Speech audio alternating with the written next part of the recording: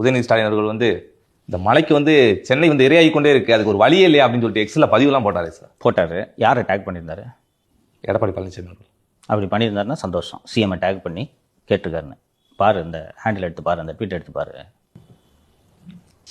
யார் sir at Aishu DAL? Aishu டிஏஎல்னா அது ஒரு ஹேண்டில். யாரோட ஹேண்டில் அது தெரியலையே சார். நடிகை ஐஸ்வர்யா ராஜேஷ். அவங்களுக்கு சார் இதில் அதை தான் நானும் கேட்குறேன். உள்ளாட்சித்துறை அமைச்சரா, மாநகராட்சி மேயரா, முனிசிபல் அட்மினிஸ்ட்ரேஷன் கமிஷனரா, ட்ராட் போர்டு சேர்மேனா? புத்தி எப்படி இருக்குது தெரியுதா? இங்கே ஒரு அரசியல் கட்சியை சேர்ந்தவர். அப்போதே இளைஞர் அடிக்க வந்து விட்டார் என்று நினைக்கிறேன் 20. யாரப்பா அட்டாக் பண்ணுறீங்க நீங்கள்? இப்போ இருக்கு அந்த ட்வீட்டு. யாரை அட்டாக் பண்ணுறீங்க? தனியாக விவாதிச்சுக்குங்க, பொது வழியில் விவாதிச்சுப்பீங்க. பாருங்கள் எவ்வளோ தண்ணி தேங்கி, இதற்கு தீர்வே கிடையாதா என்று அன்று அங்கலாய்த்தீர்களே. நீங்கள் ஆட்சிக்கு வந்த பிறகு, உங்களுக்கு அதிகாரம் வந்த பிறகு நீங்கள் இதற்கு தீர்வு கண்டிருக்க வேண்டுமா வேண்டாமா? மாட்டிக்கினீங்களா இன்றைக்கி? எல்லா இலக்கும் மாட்டிக்கிட்டாரு, இன்ஸ்டாகிராம்லையும் மாட்டிக்கிட்டாரு, எல்லா இலக்கும் மாட்டிக்கிட்டாரு sir. Social media never forgets. புரியுதா? எடுத்துட்டாங்களா இன்றைக்கி? தீர்வு கண்டிங்களான்னு இன்னும் என்னால் நம்ப முடியல. எதுக்கு நீங்கள் ஐஸ்வர்யா ராஜேஷ் எதுக்கு டேக் பண்ண? நீ சொல்லு. ஏதாவது ஃபேக் ட்விட்டா இருக்க போகுது சார். செக் பண்ணிட்டேன். ஏன்னா எதுவும் பொது நிதி தருவாங்க, அதை வச்சு ஒரு எதுவும் உங்களோட காசு இல்லையா? உங்களோட காசு இல்லையா? உங்கள் காசில் தான் அந்த பொண்ணு நடிக்குது படம்.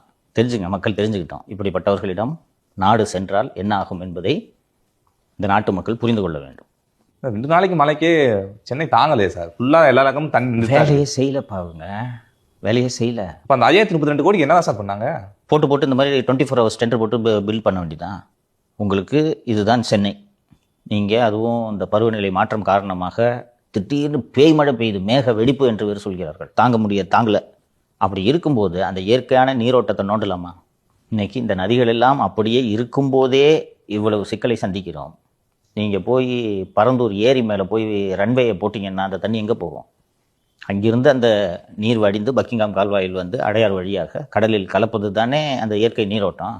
அதுக்கு மேலே அந்த ஏரி மேலே போய் நீங்கள் சிமெண்ட்டு கிமெண்ட்டெல்லாம் போட்டு மூடி ரன்வேயை வச்சுட்டிங்கன்னா அந்த தண்ணி எங்கே போகும்?